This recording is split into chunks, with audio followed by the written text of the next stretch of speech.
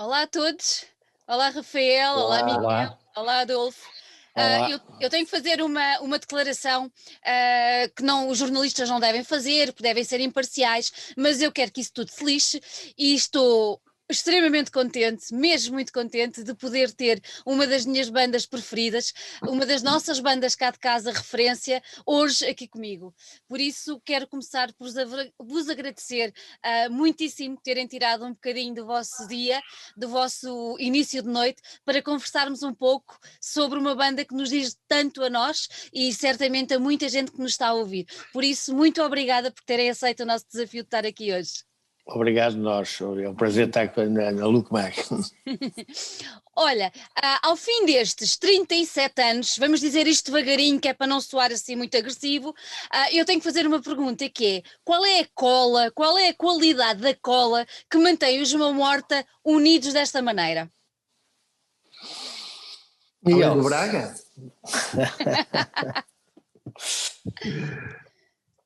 Eu acho que fundamentalmente nós somos bons amigos, somos amigos que gostamos de fazer música juntos, gostamos de estar juntos.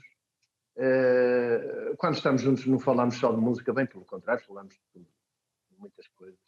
E, portanto, temos prazer em estar uns com os outros e fazer música uns com os outros.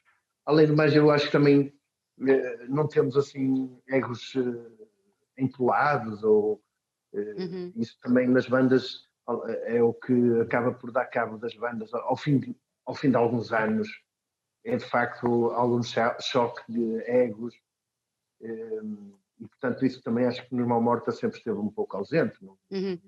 Oh Miguel, achas que ao longo dos anos, vocês foram conseguindo alcançar um equilíbrio com esse limar de egos que acaba sempre por existir, porque todos nós gostamos de nós, espero eu, e esse limar acaba por trazer um equilíbrio, uma coesão muito grande à banda, e se calhar também é importante para apresentar uma banda com a longevidade que a vossa já tem. Não achas? Sim, eu penso que não foi nada pensado ou estrategicamente concebido, não foi planeado.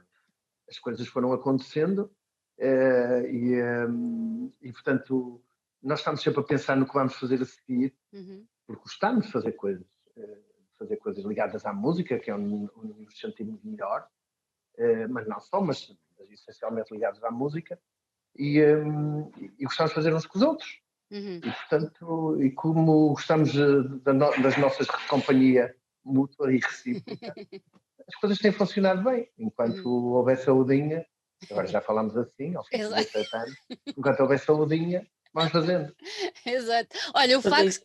Eu acho que há uma coisa importante. Nós de facto, a música para nós é puro prazer, ou seja, nós não temos ganha-pão da música, não é? Isso dá-nos uma predisposição e uma liberdade para nos aceitarmos uns aos outros e para aceitarmos as ideias uns dos outros, que faz com que cada um de nós sinta o João Morta como a sua banda, não é?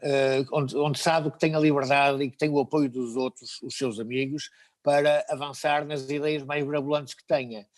Isto faz com, por um lado, que seja batido todas as questões de ego, mas por outro lado também que toda a gente dê o máximo e dê tudo de si para a banda e que toda a gente embarque nas ideias uns dos outros, como se fossem as suas próprias ideias, porque sabe que quando um dia tiver alguma ideia sua, essa ideia também é acarinhada pelos outros, como ele próprio está a acarinhar a ideia dos outros. Portanto, isto funciona tudo uma espécie de turbulência interna que nos mantém grudados, né, nesse circular constante entre todas as vontades de cada um de nós.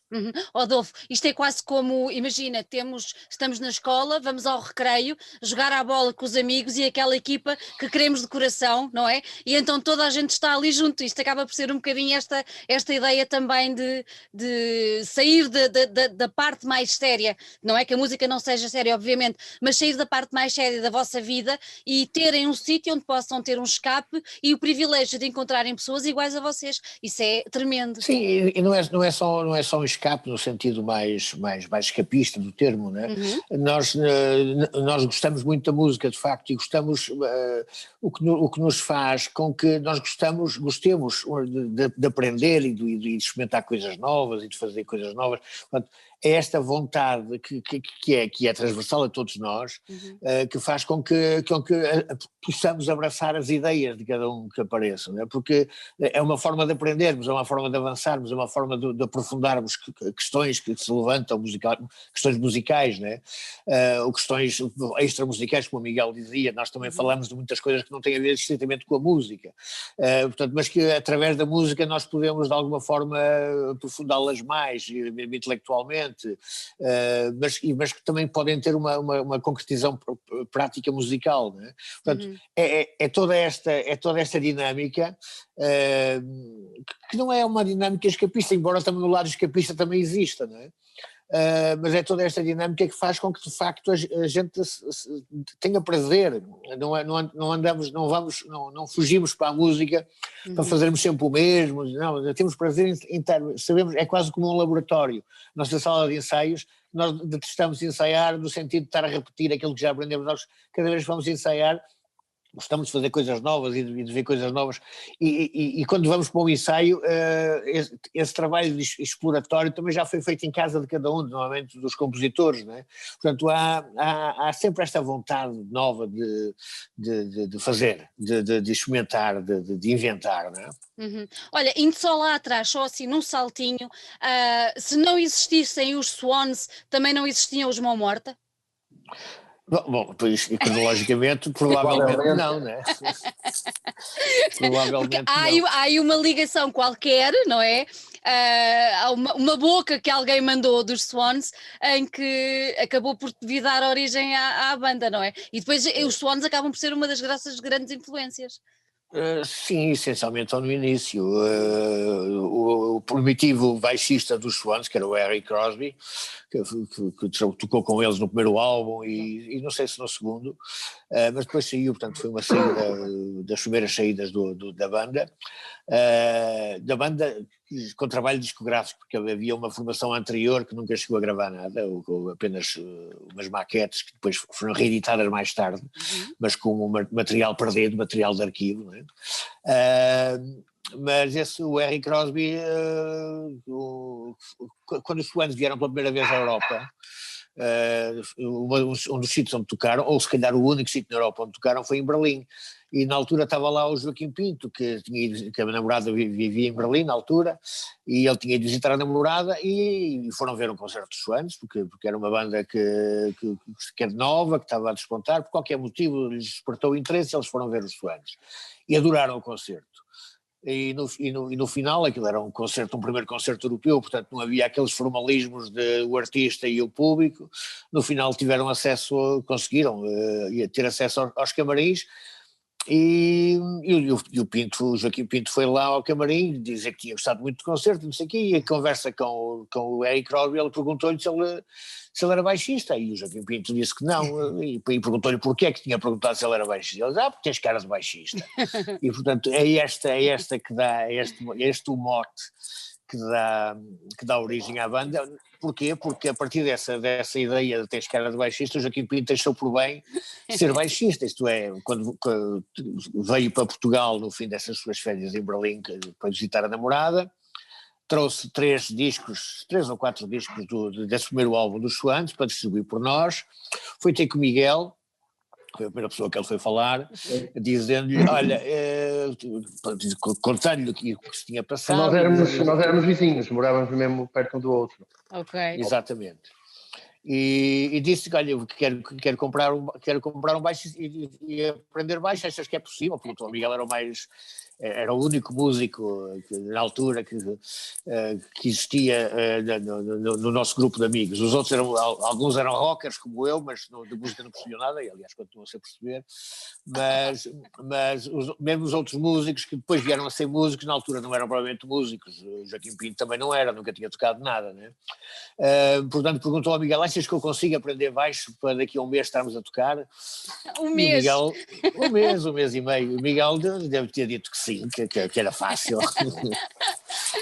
De maneira que o Joaquim Pinto comprou um baixo, pôs-se a aprender baixo, a fazer música, vieram falar comigo para eu ser vocalista, eu alinhei também no disparate, e pronto, e nós os três fizemos o primeiro concerto, e foi passado, o Joaquim Pinto veio de Berlim em outubro, novembro, passado 2 meses estávamos a tocar no início de janeiro no Porto. O concerto de estreia, não é? Eu, o Miguel e o Joaquim Pinto, éramos os três. Isso é que foi rapidez. O Miguel a tocar guitarra, não é? O Miguel a tocar guitarra. Eu sou mesmo bom professor, para vocês verem, para ter ao lado uma excelente carreira de professor. Tens sempre a oportunidade, Miguel, está sempre a oportunidade. Olha, e o nome Mão Morta, quem é que se lembrou desse nome? De certeza que há muita gente que não sabe o porquê do vosso nome. O nome Mão Morta fui eu que me lembrei, e propus tanto ao Joaquim Pinto como ao Miguel Pedro, e eles alinharam imediatamente no nome. Portanto, nós decidimos fazer a banda em outubro, novembro, agora não tenho certeza se foi novembro, se foi outubro, foi uma coisa assim, quando o Joaquim Pinto chegou de Berlim.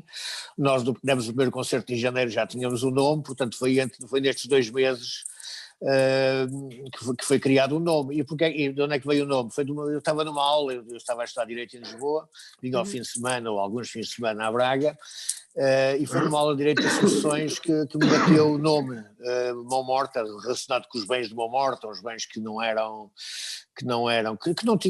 tinham sucessores naturais na sua posse, não é? De maneira revertiam para a Igreja, e isto associado ao facto de Braga ser uma cidade normalmente associada à Igreja, mais o facto de ser, na época, ser a Igreja que controlava as descendências das pessoas, portanto era fácil de encontrar quando estava interessada numa determinada propriedade, era fácil de encontrar ou descobrir que o seu proprietário não tinha descendentes, não é? Portanto, e ficar assim, acoplar-se assim a esse bem, a essa propriedade, de maneira todo este lado, mais ao facto de o nosso espírito ser um espírito recreativo no fundo, e o Mão Morta ser uma lenga-lenga infantil, portanto também lhe dava esse lado lúdico, e também uma espécie de conceito filosófico de sendo a mão o instrumento criativo do homem por excelência, é através das mãos que o homem modela, que o homem cria, que o homem faz, e a mão estando morta, levantava a questão primordial em arte desde o fim das vanguardas de se a arte estava ou não estava morta, se a arte era ou não era possível. Como é que se cria? Portanto, tudo isto junto, os Mão Morta pareceu-nos um belíssimo nome para nós embandeirarmos, e embandeiramos. E embandeiraram. Olha, e o facto de cantarem em português, foi uma coisa que veio logo de início, ou vocês ainda vos passou pela cabeça entrarem pelo inglês ou uma coisa do género? Ou tem a ver com a tua veia de poeta, a tua veia literária? Nem nos passou pela cabeça cantarmos outra coisa que não fosse em inglês. Nós somos portugueses, o português é a língua que utilizamos, e na época nem sequer se levantava a questão. Nós estávamos em 84, ainda estamos no pós-punk, por todo lado, ainda em toda a Europa, por todos os países da Europa, fora do universo anglo-saxónico, toda a gente cantava na sua língua nacional. Os Einstürzner na Alemanha, por exemplo, cantavam ainda em alemão, ou predominantemente em alemão. Todas as outras bandas alemãs que eram referências para nós, as bandas berlinenses, cantavam todas em alemão. Toda aquela movida espanhola cantava em espanhol. O pós-punk francês, os franceses também, portanto não nos passava sequer pela cabeça utilizarmos o inglês para nós era um disparate, e continua a ser. Continua a ser, não é? Até porque vocês têm como eu agora vou fazer uma pergunta assim, vocês têm um gatilho específico que dá origem aos vossos discos, não é? Vocês têm um gatilho específico que normalmente anda à volta da literatura, certo? E eu queria te perguntar exatamente isso. Quando esse gatilho é disparado, digamos assim, esse gatilho é inglês ou português? Ou seja, quando tu lês ou quando vocês leem o Rafael ou o Miguel, leem um autor que acham que pode dar origem a um conceito de um disco, é feito já na nossa língua ou é feito na língua materna do autor? Isto às vezes... Depende muito. O Miguel lê muito inglês, por exemplo. Eu não leio nada, é muito raro ler em inglês, mas leio muito em francês. Mas leio muito mais em português, e o Miguel, presumo, também leia muito mais em português. Né? O Miguel é o nosso maior leitor de livros, é o Miguel, não sou eu, nem o Rafael. Apesar do Rafael ter uma mulher que é dona de uma livraria, ele não é ele que lê mais livros, quem lê mais livros é o Miguel. Epá, mas é indiferente se estamos a ler em inglês ou estamos a ler em francês ou estamos a ler em português, acho que isso é perfeitamente irrelevante. Utilizamos mais ideias e conceitos do que propriamente autores, ainda que já tivesse acontecido. Utilizámos o Maldoror num espetáculo próprio sobre o autor, exatamente. o Ana Nula num espetáculo próprio sobre o autor, mas geralmente trabalhamos à base do conceito, que muitas vezes vem dos livros, outras vezes não. Mas muitos deles vêm mesmo do universo da literatura, não é? Mas, por exemplo, eu olho para vocês mais como uma banda literária do que como uma banda cinematográfica, digamos assim, não é? É uma coisa que, por acaso, não me tinha lembrado disto de vos perguntar, mas vocês sentem-se mais perto da literatura do que do cinema, ou não? Eu, pessoalmente, sim. E eu também, apesar de eu ter tido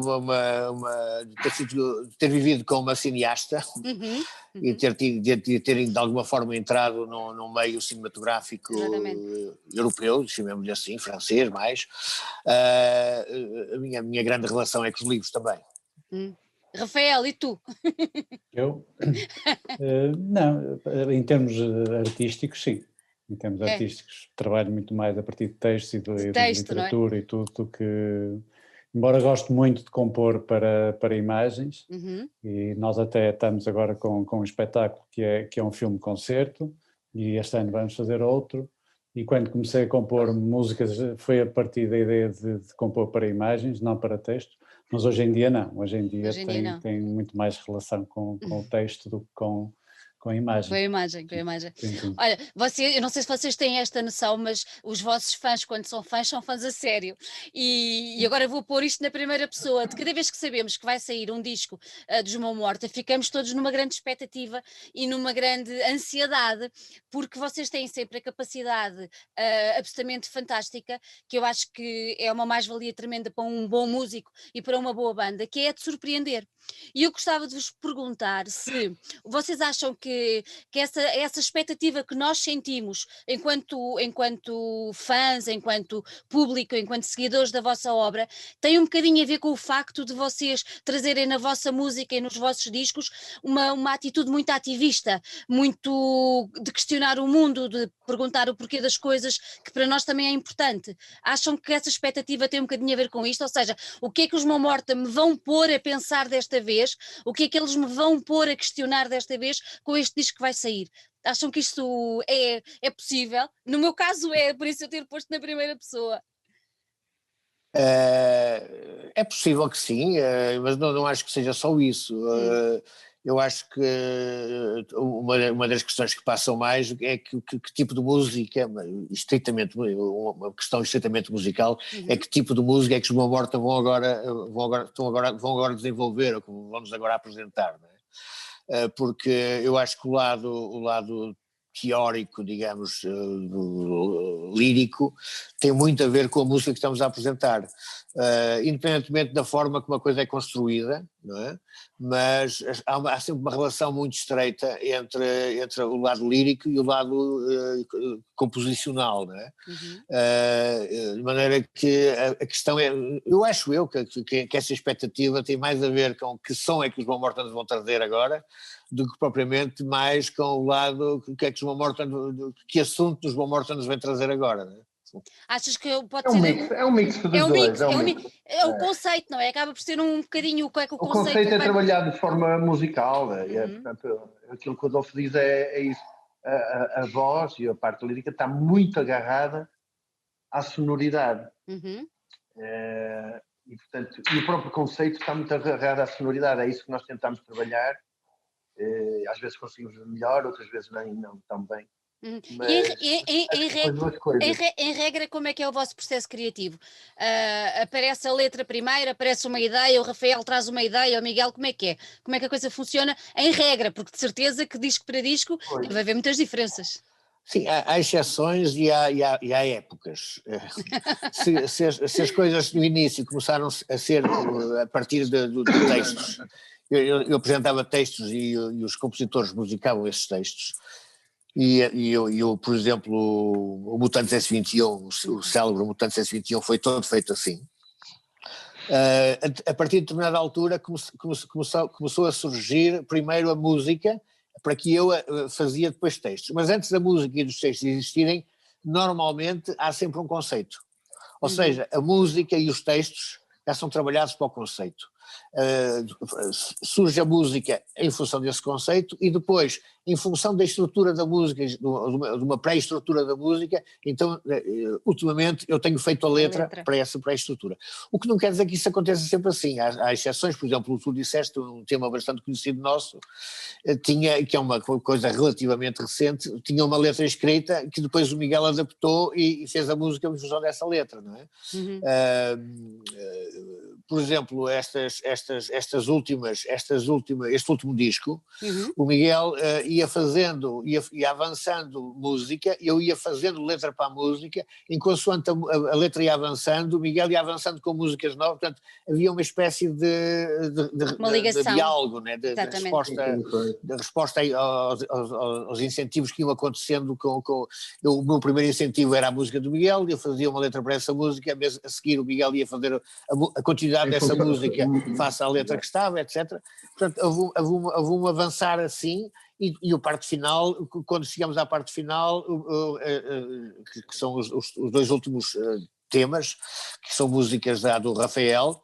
O Rafael já tinha umas ideias pré-compostas ainda, depois de vermos nós avançarmos no resto da composição do que já estava feito do disco. Ele surge com isto, tenho aqui isto, não sei se cabe, porque parece-me diferente, e eu olhei para aquelas músicas, não, isto cabe, é perfeito para fazermos um remate. Nós estamos a precisar de um remate para o disco, e este é um remate extraordinário, sem letra, mas ainda sem letra, mas já com um conceito de tal maneira elaborado e com uma estrutura de tal maneira elaborada que aquela música já fazia sentido mesmo sem ter letra, e a letra foi só deixar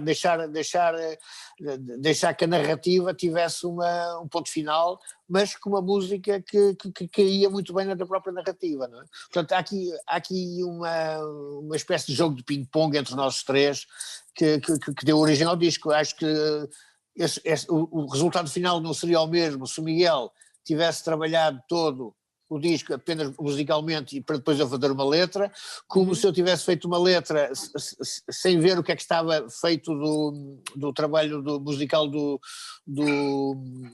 Miguel.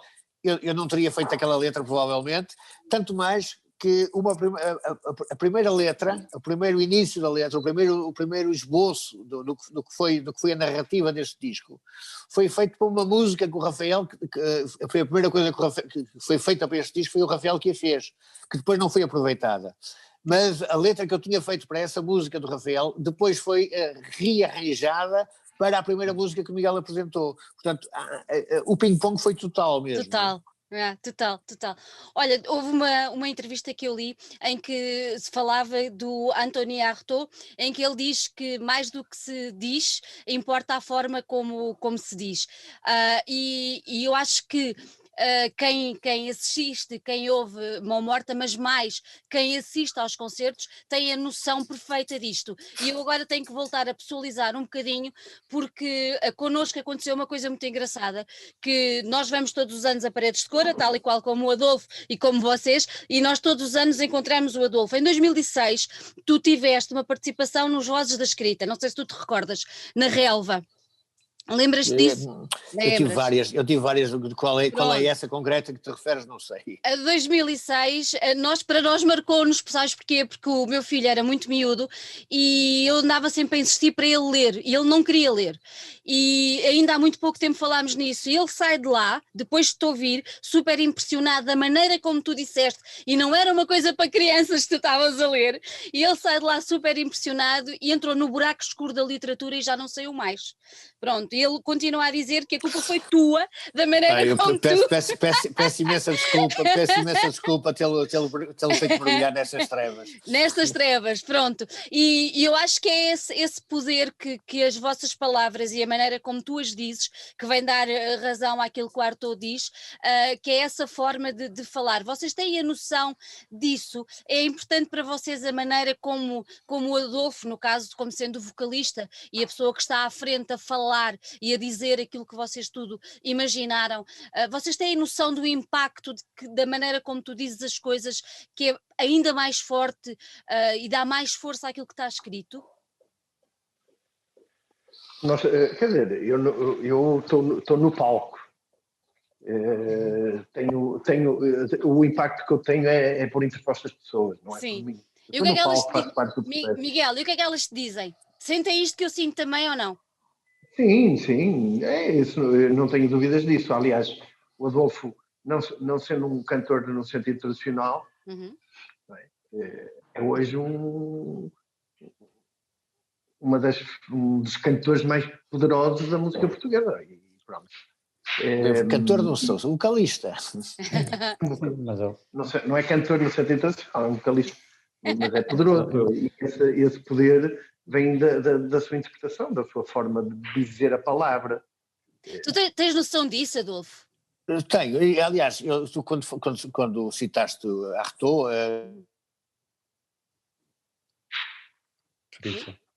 música moderna, houve um fanzine que era o Infisós, que se referiu a nós, essa participação, e uma das coisas que ele citava era exatamente Artaud, como uma ligação que fazia a nós, um dos autores, eu citava 2 ou 3 autores, e um deles era exatamente o Artaud e o Teatro da Crueldade. E isso de facto é uma das coisas que nós sentimos e que muitas vezes falamos entre nós, a importância da forma, da entrega, da profundidade, da maneira como somos, como vamos até às últimas consequências, porque é muito mais importante isso para nós. Quando estamos a fazer um disco, a perfeição é importante. Quando estamos em palco, num concerto ao vivo, a perfeição é importante. Mas mais importante que a perfeição, nós temos profunda consciência disso, é a entrega e a profundidade daquilo que fazemos. Mas isso não sou só eu. Sou eu e cada um dos músicos que estão presentes no palco. Portanto, essa entrega, eu não conseguia ter essa entrega se não tivesse os outros todos a segurar-me e a dar-me espaço para essa entrega, percebes? Portanto, normalmente as pessoas focalizam-se no vocalista, porque ele tem um papel de entertainer primordial, não é? Mas o vocalista não vale nada, e eu não valho nada se não tiver os músicos que tenho à minha volta. Eu não consigo fazer aquelas coisas entregar-me como me entrego, se não tiver a certeza que o Miguel Pedro está-me a segurar tudo, com a parte, não só com a parte rítmica, mas como maestro de toda a banda. Se não tiver a certeza que todo o mau gosto que possa haver num qualquer momento está a ser censurado pelo Rafael, que está sempre em cima não deixa que o mau gosto entre na banda, percebes? Portanto, e isto dá-nos um descanso enorme. Nunca começo comida feita pelo Rafael, de certeza. Dá um descanso enorme, percebes? Dá uma liberdade de estar que de outra maneira não era possível, percebes? E quem diz o Rafael e diz o Miguel, diz que cada um dos elementos da banda, eles estão a segurar aquela máquina. O Vasco é absolutamente brilhante. Sim, exatamente, eu estou só a falar de vocês dois, porque vocês estão aí à minha frente. Exatamente. E se não falasse de vocês até matavam. O limite, a performance o máximo da performance é o nosso pior elemento, ou seja, nós temos que estar todos num nível grande para a performance final ser um grande performance. E é isso que eu dou feliz, claro. Claro que o frontman é o homem que dá cara, é o homem que, para o bem e para o mal, mas é o homem que dá cara, né? Também é o catura tudo no fim e tal. É o catura aos bêbados. Os outros escondem-se e sobra para ti. No fim da noite. As borracheiras. Olha, há uma coisa que eu também já li neste tempo todo, que vocês não gostam nada que se refira que as vossas músicas, que os vossos temas tenham mensagem. Já li várias vezes que vocês não apreciam, não querem mensagem nenhuma, não passar mensagem nenhuma. Isso faz-me lembrar, ou faz-me querer perguntar, todos nós temos um propósito na vida e quando fazemos alguma coisa temos um propósito para isso. Quando vocês fazem um disco, se não têm que passar uma mensagem ou se não é isso que querem, qual é que é o propósito? É só fazerem música que gostam? Não, tu vê, também temos que trabalhar aqui o conceito de mensagem, não é? Força. Quando se fala de mensagem, é uma espécie de... O que é uma mensagem? Uma mensagem é uma espécie de comunicado, é uma espécie de entrega a terceiros de um modo de atuação, de palavras de ordem, de dizer se as coisas devem ser assim, ou assado, o bem e o mal, etc. Portanto, tem um pendor ou ditatorial ou moralista. Portanto, é isso que não nos interessa de maneira nenhuma. Agora, nós quando fazemos música e quando fazemos discos, que é o resultado da música que vamos fazendo, que é a fixação dessa música que vamos fazendo, este é um processo que, como já disse o Miguel e que eu também já repeti, é um processo que é mais vasto do que a coisa meramente estritamente musical. Tem muito de extramusical também. E são coisas, e o que nós falamos extramusicalmente e também musicalmente, ajudam-nos a pensar a música, ajudam-nos a pensar o mundo, ajudam-nos a pensar a nossa vida, ajudam-nos a pensar tudo isto. E é esta ajuda a pensar que depois se reflete no que nós fazemos. E é apenas isso que nós queremos, é fixar, no fundo, o processo para nós é de certo modo o mais importante, porque é o processo em que nós pensamos, não é? E que nos ajuda a ver, no fundo, o pensar serve para ver, não é? E depois, ao fixarmos o nosso pensamento, a forma como pensamos, a forma como passamos a ver, pode ajudar outras pessoas a sentir e a questionarem-se e a pensarem connosco, e isso para nós é bom, mas isso não é passar mensagens.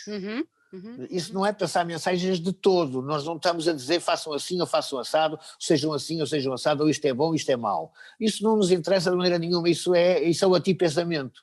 E o que nos interessa a nós é pensar.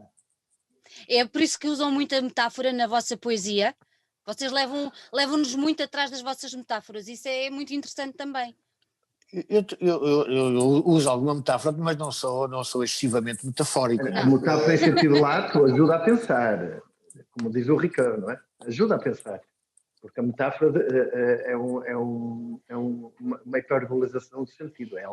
Exatamente, mas ó Miguel, repara numa coisa, a maneira como vocês fazem a utilização de algumas metáforas obrigam efetivamente as outras pessoas a pensar. E se a ideia da metáfora é precisamente essa. Exatamente. Metáfora, eu não estou a dizer metáfora no sentido extremamente linguístico. Não, claro que não, exatamente. Metáfora enquanto narrativa. Exatamente. Eu acho fora do texto, narrativa para além do texto. Exatamente. E pelo meio acaba-se por apanhar, se calhar, muitas pessoas que à partida não estariam atentas para ouvir o vosso som e através de uma metáfora, como vocês já fizeram, ficam mais alertas, não é? E acabam por despertar o interesse. A metáfora é um processo. É um processo. Não passando mensagem, acabas por conseguir, Adolfo, chegar a outras pessoas. Eu acho que isso é muito interessante. Sim, mas o que nos interessa, que é a diferença relativamente à mensagem, quando eu digo que não passamos mensagem, não quero dizer que não interagimos ou que não despertamos emoções, porque a música desperta sempre emoções, não é? Claro. O que nós dizemos é que não queremos comunicar. Não queremos comunicar no sentido de passar a outrem diretivas, não queremos fazer comunicados.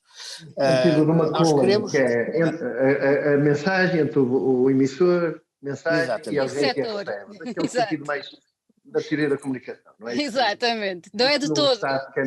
Não é de todo isso. Não é de todo. Olha, há pouco falámos no vosso último álbum, que acabou por ser, é um álbum conceptual, mas vocês também já fizeram músicas só por músicas, ou seja, vocês têm discos em que uma música não se liga à outra, certo? Em que as músicas acabam por viver sozinhas. O que é que é mais complicado para vocês? É fazer uma música que vai viver por ela, por exemplo, nós temos um Budapeste, o Budapeste vive sozinho, não é? E como tantas outras, mas se calhar as músicas do último álbum ganham outra força se forem ouvidas todas em conjunto, ou umas a seguir às outras, como é óbvio.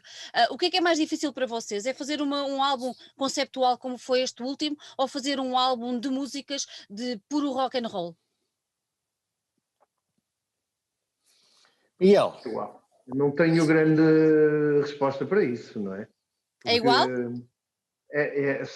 Para mim, o que é difícil é eu fazer algo que não me apetece fazer. Portanto, quando eu me apetece fazer músicas mais trabalhadas, o trabalho é não tanto na estrutura, mas mais no som, músicas mais ambientais ou mais exploratórias, digamos assim, eu apetece-me fazer isso. Se eu estiver com esse apetite de fazer música exploratória e me obrigarem a fazer música de estrutura, aí já não gostas. Aí para mim é que é complicado. Portanto, mas em abstrato nada é complicado. Depende daquilo para onde nós estamos, aquilo que nos apetece fazer naquele momento. E os Mamorda são assim, não é? Infelizmente temos estado mais ou menos todos com o mesmo timing e apetece-nos mais ou menos fazer o mesmo género na mesma altura. Música, mas não sei, Adolfo, é mais difícil para ti? Não, para mim não. Para mim eu acho que tem a ver com o facto de conversarmos muito, estarmos sempre no mesmo diapasão, não é? Nós, antes de avançarmos para trabalhos novos, nós já falamos muito. E já disparamos para muitos lados. E de maneira que é fácil depois estarmos mais ou menos todos sintonizados, não é? Mas para mim é relativamente indiferente trabalhar, porque no fundo trabalhar para uma canção, eu normalmente nas canções também crio pequenas narrativas, não é? Exatamente. Ou criar uma pequena narrativa para uma canção, ou criar uma narrativa mais vasta para várias canções, chamemos-lhe assim, ou para vários andamentos. É só uma questão a grande diferença é mesmo da extensão, não tem a ver com a dificuldade da narrativa, não é? Até porque é muito difícil pensar a coisa a priori. A narrativa vai-me sendo sugerida pelas próprias músicas, não é?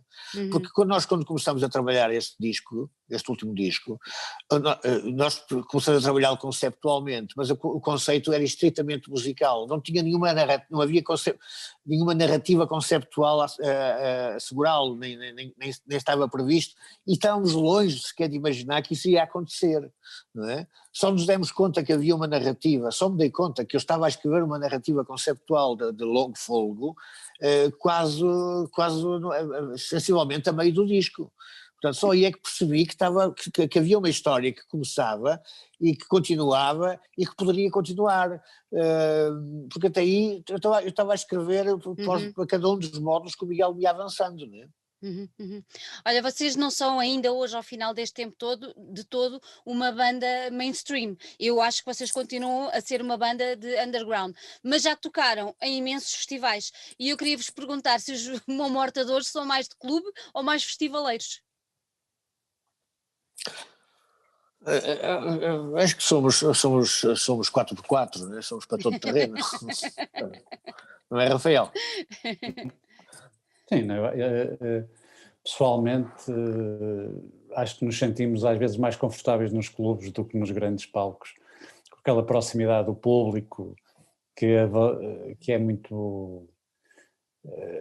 muito íntima, ao mesmo tempo também é uma pressão muito maior. Para mim, por exemplo, é uma pressão muito maior tocar num clube em que as pessoas estão ali em cima de nós a ver o que estamos a fazer do que estás a tocar num palco perante 30 mil pessoas que estão a não sei quantos metros. Portanto, embora acho que nós não temos problemas, vamos, como diz o Adolfo, somos 4 vezes 4 e adaptam-se bem. Tanto em palcos com 3x3 como com 30x30.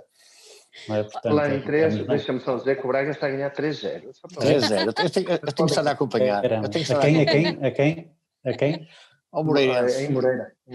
Ok. Eu não queria dizer, mas eu quando mudei para aqui era para ter a televisão lá à frente. Eu de vez em quando venho aqui ver. Aqui a rede é fraca. Fizeste bem. Eu quando sair daqui também vou ver como é que está o Sporting, mas pronto. É só às 9. Ainda demora. Olha, eu agora queria perguntar uma coisa, porque tendo em vista isto dos clubes, com tudo o que está a passar, nós temos visto muitos clubes onde gostamos muito de ir assistir, e vocês a tocar também, ainda agora o Rafael referiu exatamente isso, e muitos dos clubes estão a fechar, pronto, outros já não voltam a abrir, como é o caso do Sabotage, outros estão fechados, não sabemos o que é que vai acontecer. É assim, eu acho que isto é super importante, mas gostava de saber a vossa opinião. Acham que esta quebra no circuito, onde as bandas têm que começar a tocar, de alguma maneira, pode vir a ser muito prejudicial para a música atual e para a música que vai ser feita daqui para a frente? Epá, é difícil responder-te.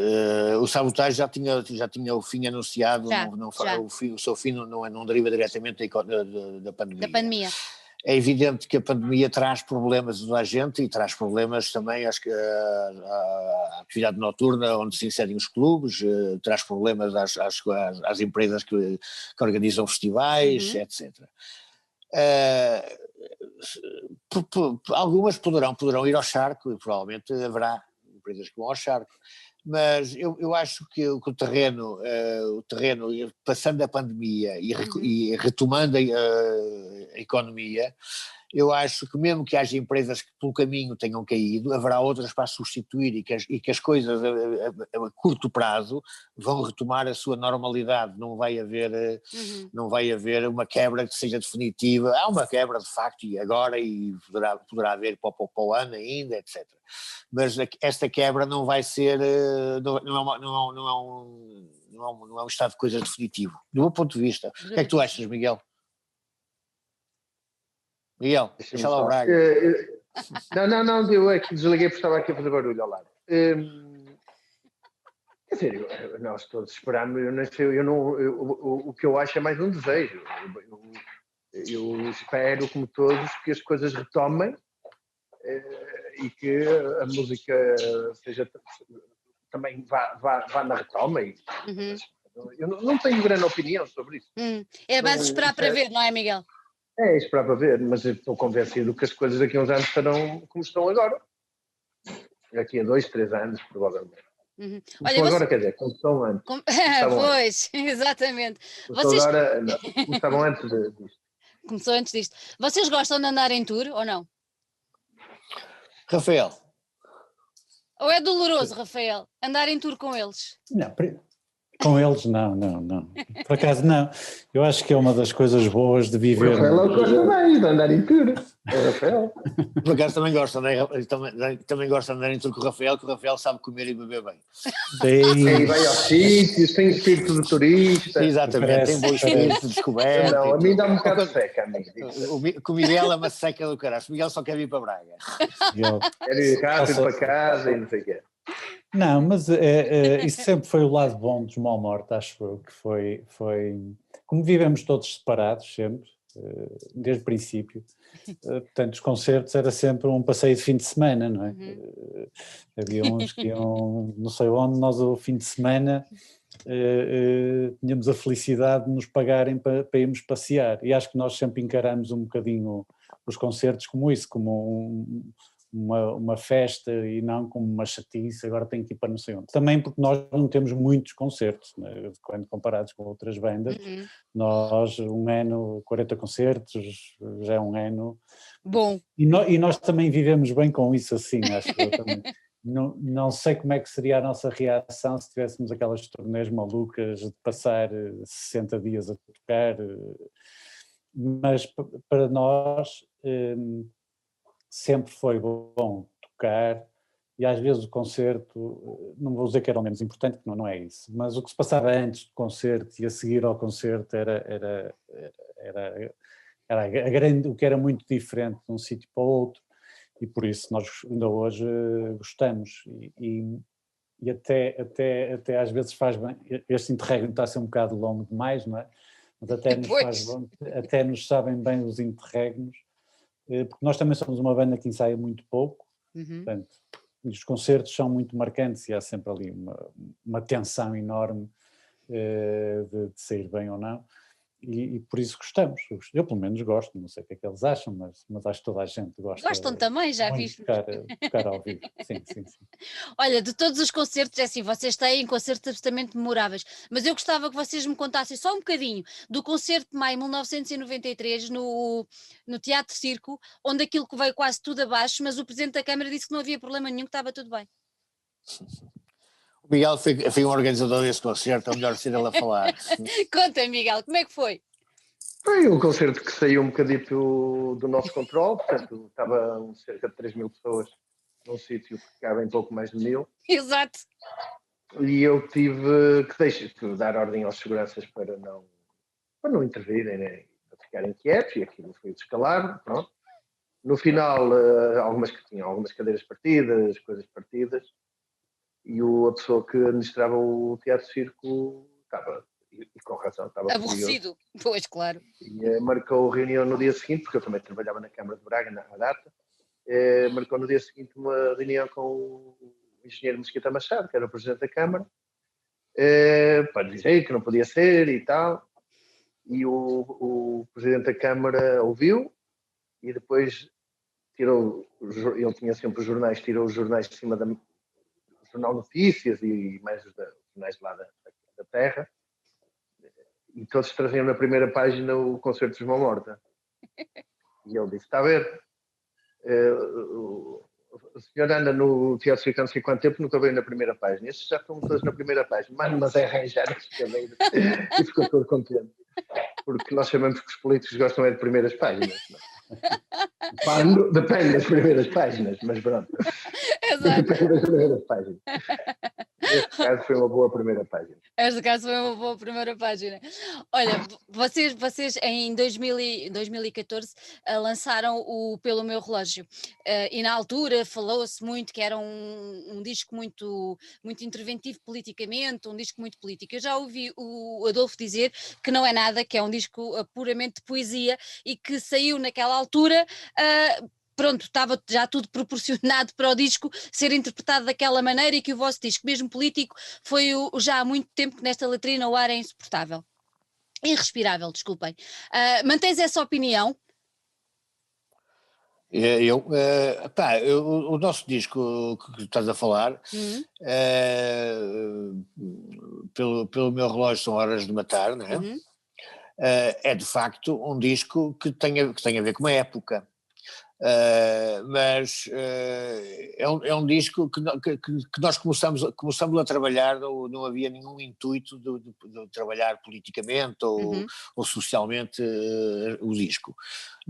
Esse disco era um disco que o Miguel queria trabalhar, e passou essa ideia a toda a gente, e toda a gente trabalhou nesse sentido, trabalhar no abrandamento do tempo. Nós queríamos trabalhar o abrandamento do tempo, ver o que é que saía. E o que começou a sair era uma música muito pesada.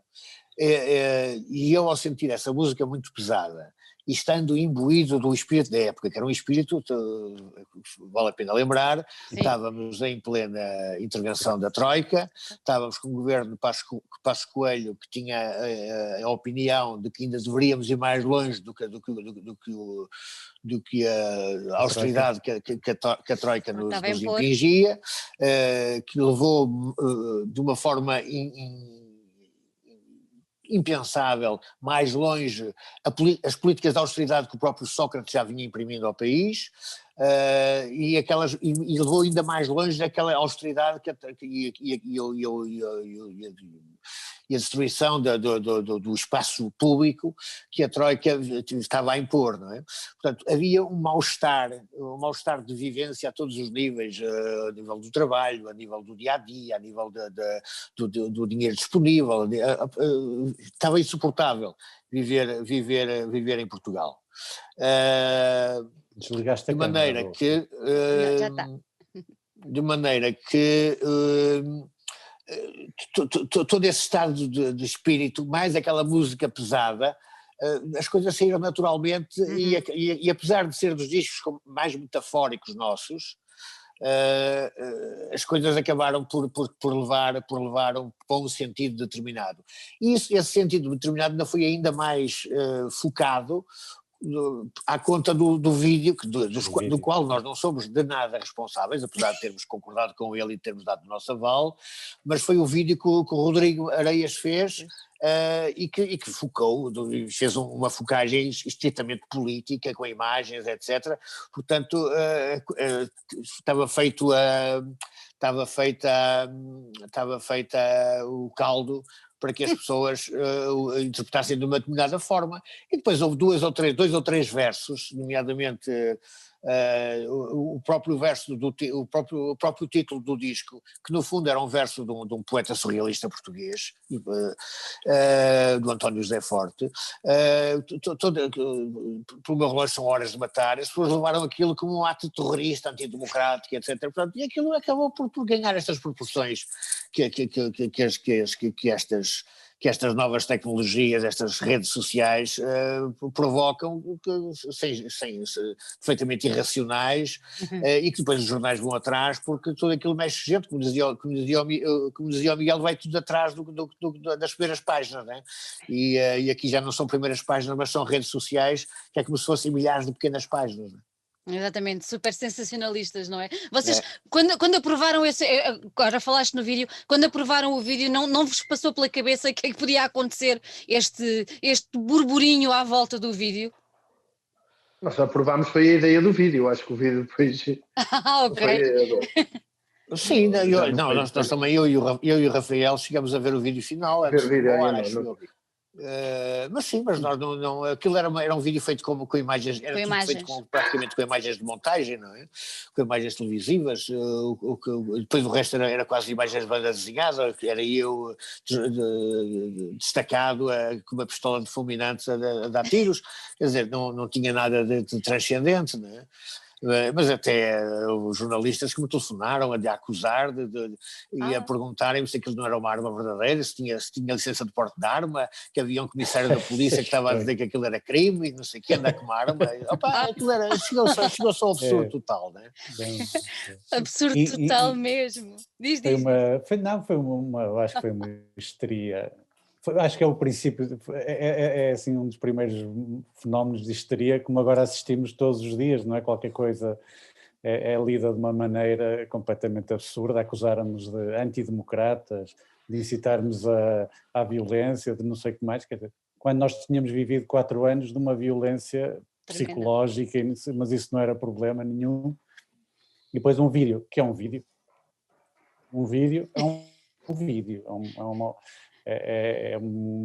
aliás, lembro perfeitamente na altura o Pedro Mexia ter comentado isso numa crónica, que é quem nos acusava, jornalistas, são pessoas que não conheciam sequer o nosso trabalho artístico, nem sequer se tinham preocupado em perceber, nem sequer conheciam a música, nem se deram ao trabalho, não é? Nada.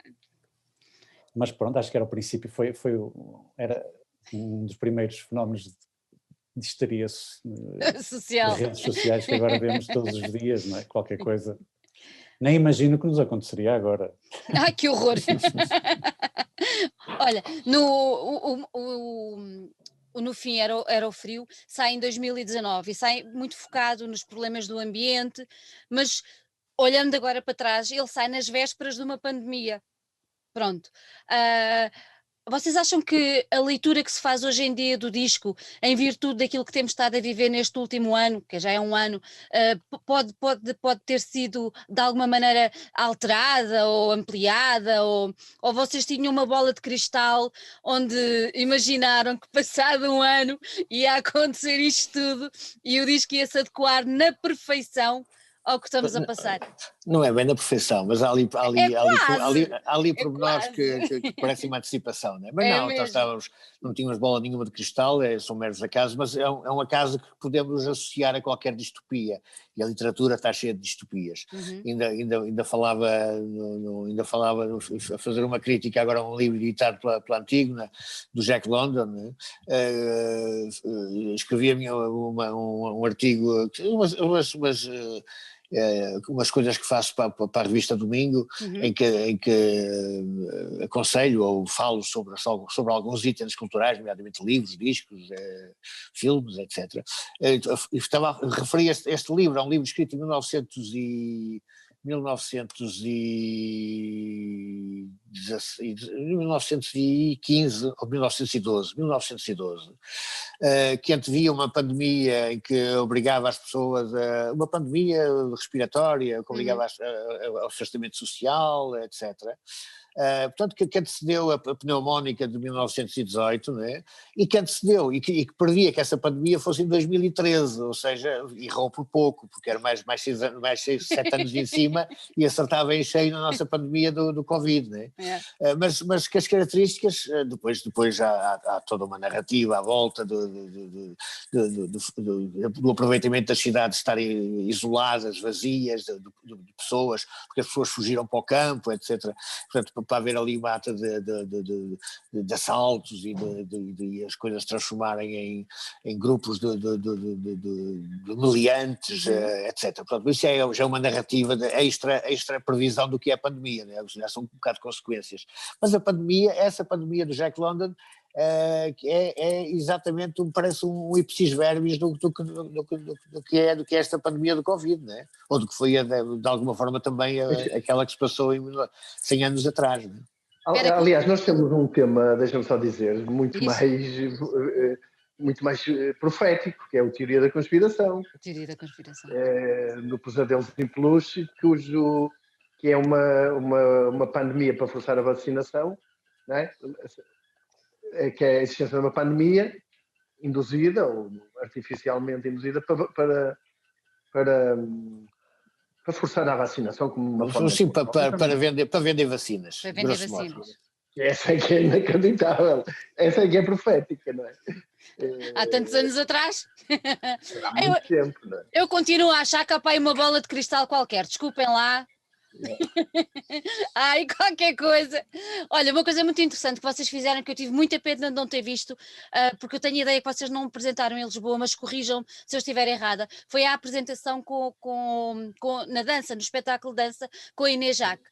Vocês não chegaram a trazer a Lisboa, pois não? Levaram a Leiria? Não foi a Lisboa. Ninguém nos quis em Lisboa. Nenhuma casa de espetáculos. Nenhuma produtora, casa, ninguém nos quis. A sério? A sério. Ai, e eu fiquei com muita pena. Pois, exatamente. E eu queria vos perguntar, eu gosto muito do trabalho da Inês, acho ela fantástica, e gostava de vos perguntar como é que surgiu essa ideia de fazer aquele espetáculo de dança. Bom, nós já tínhamos falado sobre isso e gostávamos de fazer um espetáculo de dança, então era uma coisa... A ideia ficou-nos um bocado no subconsciente depois de um espetáculo que os Falls fizeram com o Clark nos anos 80, que deu depois origem ao disco dos Falls, I'm Curious Orange, sobre o Guilherme de Orange do Rei, não é? E que eu tinha achado fascinante. Eu tinha visto um vídeo na televisão e tinha achado fascinante, e portanto fiquei sempre com aquilo atrás da orelha, com o bichinho. E mais recentemente, depois destes espetáculos todos que nós fizemos, que fomos fazendo ao longo dos anos, falei disso à banda, e a banda entrou na loucura, como sempre, né? Quando cada um de nós tem uma ideia disparatada, a banda entra na loucura e torna o que é impossível em realidade, né? E foi mais ou menos o que aconteceu. Entretanto, não conhecíamos provavelmente o meio da dança, não sabíamos quem é que havíamos de convidar, conhecemos a Inês Jacques e convidámos a Inês Jacques, e ela também alinhou logo de caras, né? E trabalhamos, primeiro fizemos uma sinopse para buscarmos, para concorrermos ao Guidance, para apresentarmos o projeto ao Guidance. O Guidance apoiou o projeto, depois o próprio Guidance o conseguiu colocar noutros sítios, nas suas parcerias. Eu estou a ficar sem bateria, é o que isso quer dizer. E finalmente... E finalmente o projeto avançou, não é? Já mudado, porque entretanto nós estávamos também a trabalhar o disco, já trabalhámos há uns tempos, que foi este disco que saiu agora, e ao trabalharmos esse disco juntamos uma coisa à outra. Portanto, começamos a trabalhar, o disco já tínhamos começado musicalmente, começamos a trabalhar, pensamos, bem, já que estamos a fazer o disco, aproveitamos também a música que estamos a fazer para o disco para trabalhar também para o espetáculo de dança, e assim fizemos. Só que, entretanto, a narrativa começou a ser construída, e quando entregamos o trabalho à Inês, quando entregamos o trabalho à Inês, ela já tinha uma narrativa feita, que normalmente a dança não gosta de trabalhar com narrativas feitas, gosta de criar a sua própria narrativa a partir de coisas muito mais abstratas, não é? Mas pronto, mas a Inês adaptou-se, trabalhou de uma forma diferente, e a coisa acabou por correr muito bem. Eu gostei muito do espetáculo final, aliás gostamos todos muito do espetáculo final, portanto acho que a coisa correu muito bem, e a primeira vez que tocamos o disco, do princípio ao fim, foi exatamente no espetáculo de dança, né? Ainda não estava sequer gravado, né? Só depois é que foi gravado, e passamos depois a apresentar o próprio disco, mas sem dança. Alguma hipótese de ainda vir a Lisboa, se alguém tiver a ouvir? Não, já não temos, os bailarinos já estão noutros projetos, claro. Já está tudo, nós podemos levar, como já levamos a Lisboa, mas é sem bailarinos, né? e sem a dança. Eu sei, eu estava lá, os bailarinos estávamos do lado de cá, não estavam no palco, no lado foi a loucura mesmo. Uma coisa muito engraçada que eu li também, ou que eu ouvi numa entrevista, vocês num evento, a Virada Cultural em São Paulo, acho que foste tu, Adolfo, quando deste uma entrevista, explicaste que nas primeiras filas estavam uns brasileiros que sabiam a letra toda e a música toda, e depois chegaste ao final e perceberam que era uma banda de covers dos Mão Morta no Brasil. Vocês lembram-se disso? Lembramos, não foi bem assim. Nós contámos a chegar, nós tocámos às 4 da manhã, o Miguel, o Rafael. Não, foi para às 2 da manhã. É, 2 da manhã. Sei que nós tínhamos dormido antes, sempre para estarmos fresquinhos e tudo, portanto acordamos, estávamos a chegar ao recinto, portanto aquilo era um palco numa das grandes avenidas de São Paulo, a Avenida São João, e estávamos a chegar ao recinto por trás, aquilo cheio de gente, parecia um São João, né, sem martelinhos, e lá conseguimos sair da carrinha, mesmo atrás da entrada dos camarins, por trás do palco, e estamos a sair da carrinha e ouvimos umas vozes a chamarem por nós, Adolfo, Miguel, etc. E em brasileiro, também havia um tipo qualquer português, um imigrante que estava lá, que veio falar connosco, que nos conhecia de cá, etc., mas de repente estamos a falar com os brasileiros que nos dizem que tinham vindo, eram de uma outra cidade, já não lembro que cidade era. Lembras-te, Rafael? Feito para aí 2.000 quilómetros, assim uma barbaridade. É uma coisa assim enorme, uma absurdidade. Para nos ver, porquê? Porque era uma banda que só tocava covers nossas, fazia espetáculos como se fôssemos nós, mas com base no que viam nos vídeos, no que havia na internet, não é? Porque nunca nos tinham visto ao vivo, e então estavam muito curiosos de nos ver ao vivo para poderem depois ser mais fidedignos. Muito bom. Vocês não chegaram a ver nenhuma atuação deles? Mesmo aí? Não, aliás, não nos tornámos a ver, Tinha a sua graça. Mas eu imagino que vocês devem ter ficado assim, mas como é que é possível no Brasil uma banda de covers de Mão Morta? É verdade. Pois nós nem queríamos acreditar, de facto. Eles eram de Belo Horizonte. Belo Horizonte, era isso. Assim, que engraçado. E para mais um sítio, mas olha que Belo Horizonte é um sítio onde tem uma onda de metal e de muito forte, por isso é natural que se calhar procurassem um som mais forte, português, sem ser o bailinho e o fado, e deram com vocês. Mas nós não somos de metal, não é? Eu sei, mas procuravam uma coisa mais forte e deram com vocês, sabe-se lá. Há de haver uma explicação. Olha, como é que vocês olham hoje em dia para o que se passa na cultura em Portugal e na música? Muito críticos, pouco críticos, como é que é? Pá, hoje em dia, o que é que tu chamas hoje em dia? Tempo de pandemia, é? Não, em tempos de pandemia, em tempos de evolução da música, bandas, projetos, o que é que vos parece? Eu acho que não há grande diferença, quer dizer, há muito mais quantidade, como é evidente, mas não há grande diferença em termos do que se passava nos anos, é uma continuidade do que se passa, do que Portugal era nos Há anos mais 90. quantidade, há mais estúdios, há melhor material. Pois, mas de resto não há grande diferença. Não há grande diferença. Não.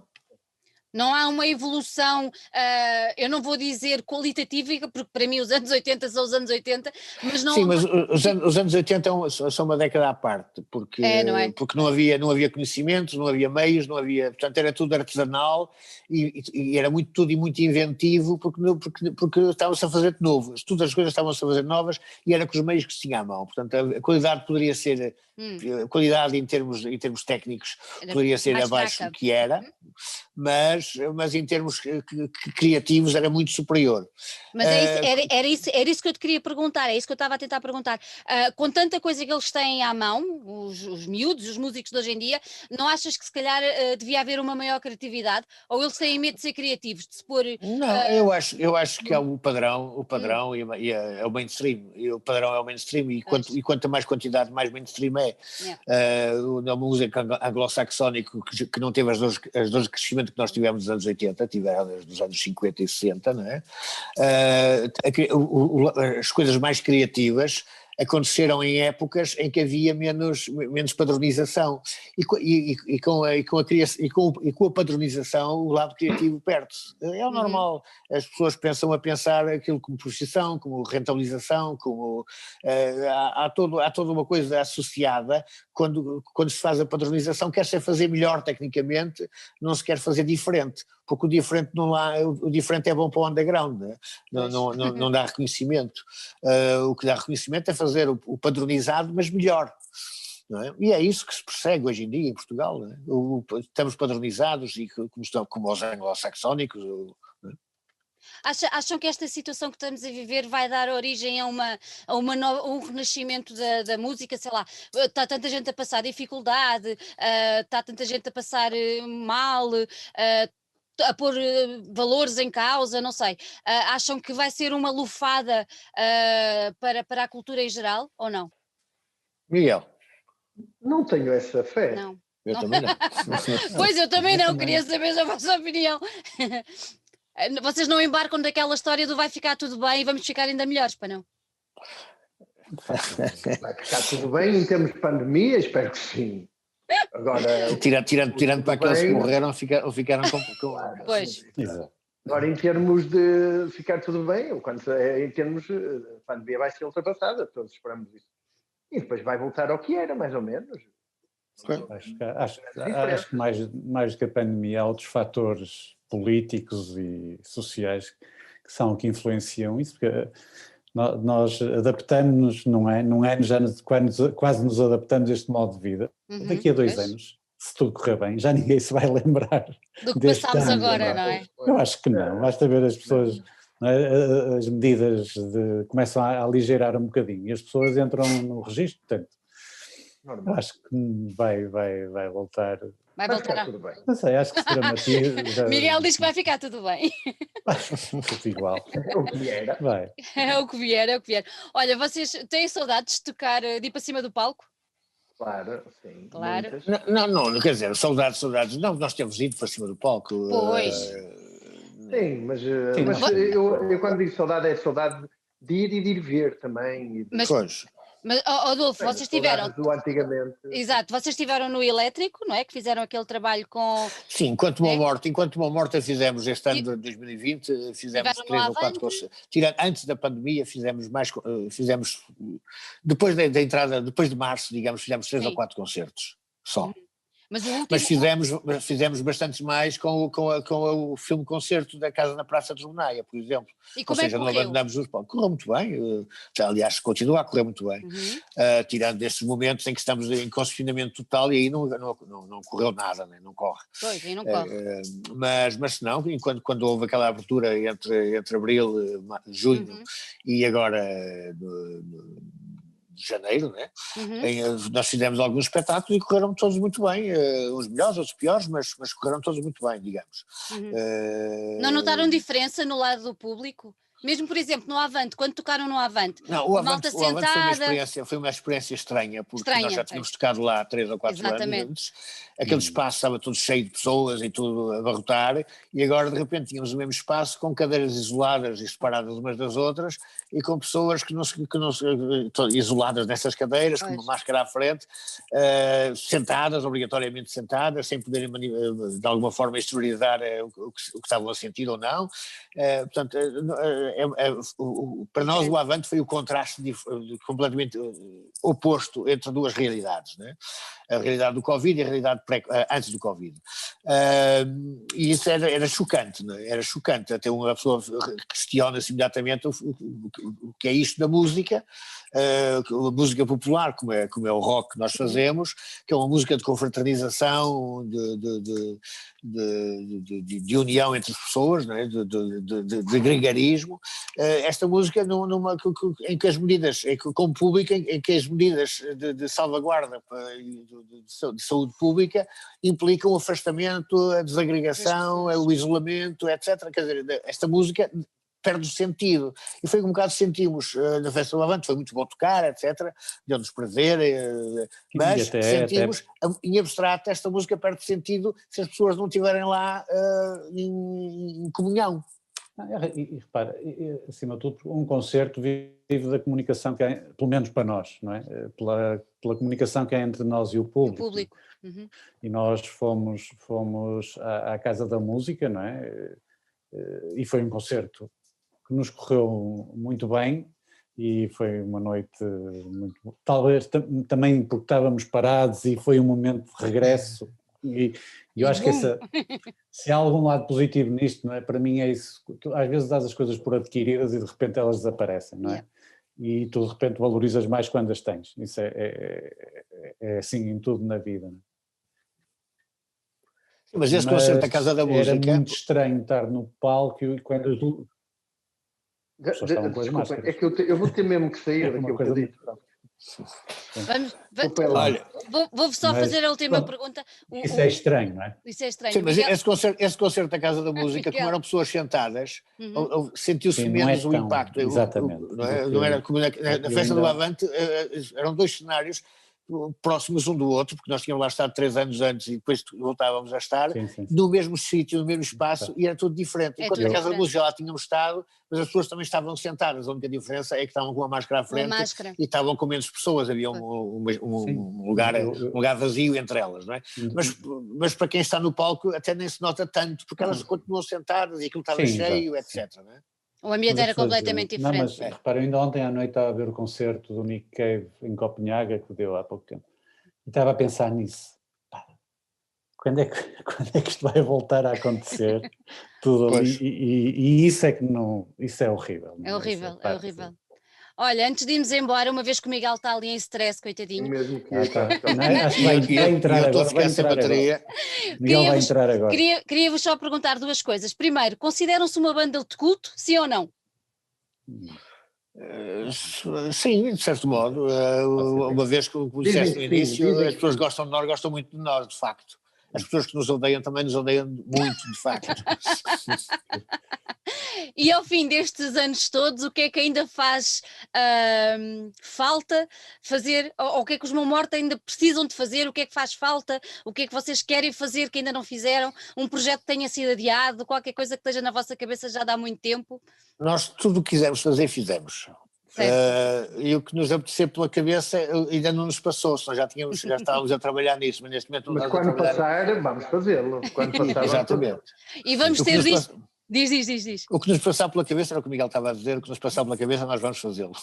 E passa pela cabeça um novo disco para breve ou não? Sim, claro. Neste momento não temos... breve. Não temos nada, mas... Daqui a 2 anos. Não, é 22. Não está fora do nosso horizonte fazermos mais discos, mas neste momento não estamos a trabalhar em nada de concreto. Ok, convém ficarmos atentos, não é? Às novidades que forem aparecendo por aí. Meus queridos, gostei muito de vos ter aqui. Um grande beijinho para cada um de vós e que corra tudo bem, muita saúde Obrigado também. E boa sorte para o Braga, Miguel. Já está a ganhar 3-0. Vem assim até ao fim. Está feito.